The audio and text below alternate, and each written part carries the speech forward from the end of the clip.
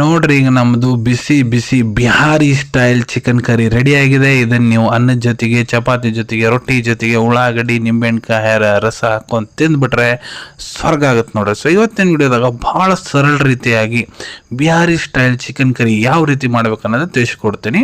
So ನೋಡ್ರಿ, ಮೊದಲಿಗೆ ನೀವು ಅರ್ಧ ಕಿಲೋ ಇಲ್ಲ ಚಿಕನ್ ತೊಗೊಂಡಿದ್ದೀನಿ.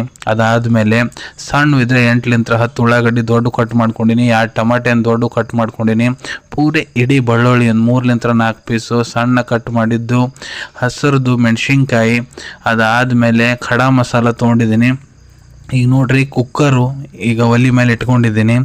ನೋಟ್ ಮಾಡ್ಕೊರಿ, ನಾವು ಒಲೆ ಇನ್ನೂ ಸ್ಟಾರ್ಟ್ ಮಾಡಿಲ್ಲ. ನಿಮ್ಮ ಗ್ಯಾಸ್ ಇದ್ದರೆ ಗ್ಯಾಸ್ನೇನು ಸ್ಟಾರ್ಟ್ ಮಾಡಿಬಿಡ್ರಿ. ಅದಾದ ಮೊದಲೇ ಈಗ 500 ಗ್ರಾಮ್ ಚಿಕನ್ ಹಾಕ್ಕೊಂಡಿದ್ದೀನಿ.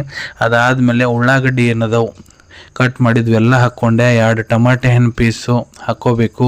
ದೊಡ್ಡ ಉಳ್ಳಾಗಡ್ಡಿ ಅದಾವಂದ್ರೆ 4-5 ತೋರಿ, ಸಣ್ಣ ಇದ್ದರೆ 8-9 ತೋರಿ, 3-4 ಪೀಸ್ ಇಡೇ ಬೆಳ್ಳುಳ್ಳಿನ ಹಾಕ್ಕೋಬೇಕು. ಅದಾದಮೇಲೆ ನೀವು ಖಡಾ ಮಸಾಲ ಏನದವು ಅವನ್ನೆಲ್ಲ ಹಾಕ್ಕೋಬೇಕು. ಅದಾದಮೇಲೆ ಮತ್ತು ನೀವು ಮೆಣಸಿನ್ಕಾಯಿನ ಕಟ್ ಮಾಡಿರೋ ಒಂದು 3-4 ಪೀಸ್ ಸಣ್ಣಗೆ ಅದನ್ನು ಹಾಕ್ಕೋಬೇಕು. ಇದನ್ನೆಲ್ಲ ಹಾಕ್ಕೊಂಡಾದ್ಮೇಲೆ ಇಲ್ಲಿ ನೋಡ್ರಿ, 1 ಚಮಚ ಜಿಂಜರ್ ಗಾರ್ಲಿಕ್ ಪೇಸ್ಟ್ ಹಾಕ್ಕೋಬೇಕು. ಅದಾದಮೇಲೆ ಒಂದೊಂದು ಐಟಮ್ ಹಾಕ್ಕೊಂತ ಹೋಗ್ಬೇಕು. ಉಪ್ಪು ನೋಡ್ರಿ, 1-1.5 ಚಮಚ ಇಲ್ಲಿ ಹಾಕಿದ್ದೀನಿ ಅರ್ಧ kg ಚಿಕನಿಗೆ. ಸೊ ಉಪ್ಪು ನೀವು ಸ್ವಾದ ಪ್ರಕಾರ ನೀವು ಎಷ್ಟು ತಿಂತಾರೆ ಅದ್ರ ಪ್ರಕಾರ ಹಾಕ್ಕೋಬೋದು. ಇಲ್ಲಿ ನೋಡ್ರಿ, ಮಸಾಲೆ ಡಬ್ಬೆ ಸಣ್ಣ ಚಮಚೆ ಬರುತ್ತಲ್ಲ, ಅದರಲ್ಲಿ 8 ಚಮಚೆ ಖಾರ ಪುಡಿ ಪೌಡ್ರ್ ಹಾಕ್ಕೊಂಡಿದ್ದೀನಿ. ಭಾಳ ಸಣ್ಣ ಚಮಚೆ ಇರ್ತೈತೆ ರೀ ಇದು.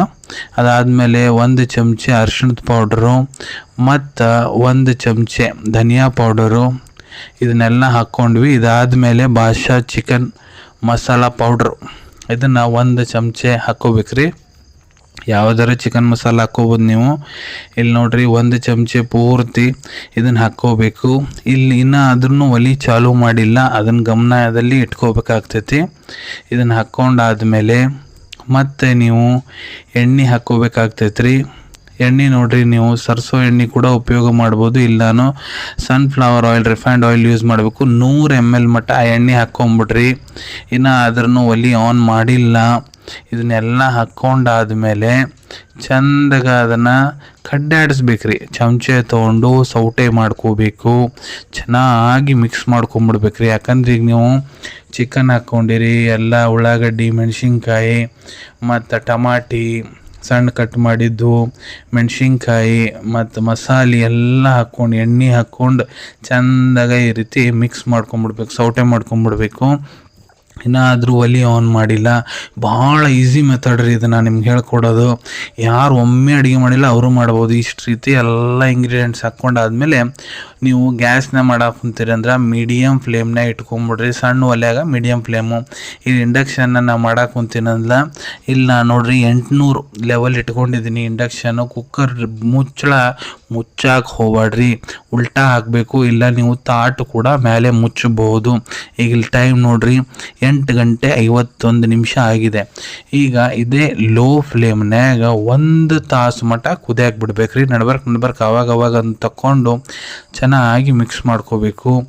ಉಪ್ಪು ಖಾರ ಮಸಾಲೆ ಚಂದಾಗ ಬೆಂದೈತೋ ಇಲ್ಲ ಚೆಕ್ ಮಾಡ್ಕೋಬೇಕು. ಉಪ್ಪು ಕಡಿಮೆ ಆಗೈತೆ ಅಂದ್ರೆ ಮತ್ತೆ ಹಾಕ್ಕೋಬೇಕು. ಆದರೆ ನೀರು ಮಾತ್ರ ಹಾಕಕ್ಕೆ ಹೋಗ್ಬೇಡ್ರಿ.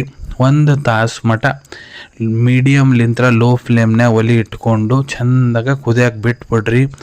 1 ತಾಸು ಆದಮೇಲೆ ನೋಡ್ರಿ, ನೀವು ಮಸ್ತಾಗಿ ರೆಡಿ ಆಗ್ತೈತೆ ರೀ.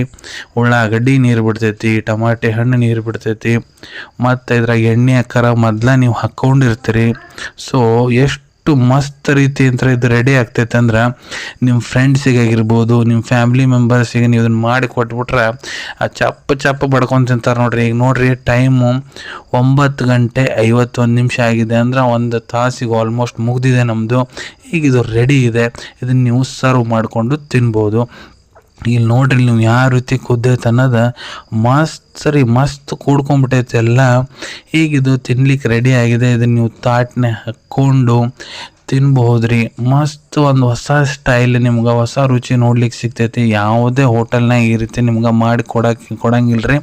ಸ್ಪೆಷಲ್ ಅದು ಬಿಹಾರಿ ಸ್ಟೈಲ್ ಅಂದ್ರೆ ಅದರದ್ದು ರುಚಿನೇ ಬೇರೆ ರೀ. ನೀವು ಮಾಡ್ಕೊಂಡು ತಿನ್ನಿ. ಮತ್ತು ಸಿಗೋಣ ನಿಮ್ಗೆಲ್ಲರಿಗೂ ಮತ್ತೊಂದು ವಿಡಿಯೋದಾಗ ಒಂದು ಹೊಸ ಅಡಿಗೆ ಜೊತೆಗೆ ಹೊಸ ಡಿಶ್ ಜೊತೆಗೆ ಅನ್ಕೊತೀನಿ. ನಿಮ್ಗೆ ಇವತ್ತಿನ ವಿಡಿಯೋ ಚಲೋ ಅನಿಸಿರ್ಬೋದು. ಚಲೋ ಅನಿಸಿದ್ರೆ ಚಾನಲ್ ಸಬ್ಸ್ಕ್ರೈಬ್ ಮಾಡ್ಕೊರಿ, ವಿಡಿಯೋ ಶೇರ್ ಮಾಡಿರಿ. ಸಿಗೋಣ ಮುಂದಿನ ವಿಡಿಯೋದಲ್ಲಿ. Till than take care. ಧನ್ಯವಾದಗಳು.